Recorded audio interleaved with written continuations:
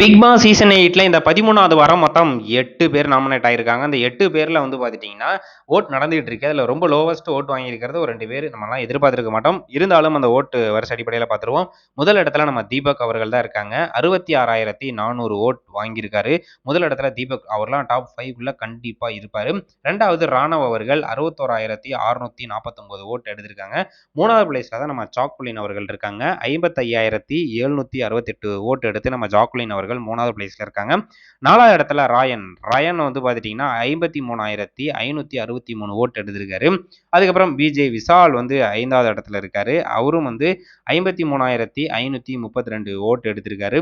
6வது பிளேஸ்ல நம்ம பவித்ரா ஜனனி வந்து 49,855 வோட் எடுத்திருக்காங்க. கடைசி 2 இடத்துல யார் இருக்காங்கன்னா அருண் மஞ்சரி தான் இருக்காங்க. அருண் வந்து 7வது பிளேஸ்ல இருக்காரு. 49,836 வோட் எடுத்திருக்காரு. கடைசி இடத்துல நம்ம மஞ்சரி அவர்கள் தான் இருக்காங்க. 47,953 வோட் எடுத்திருக்காங்க.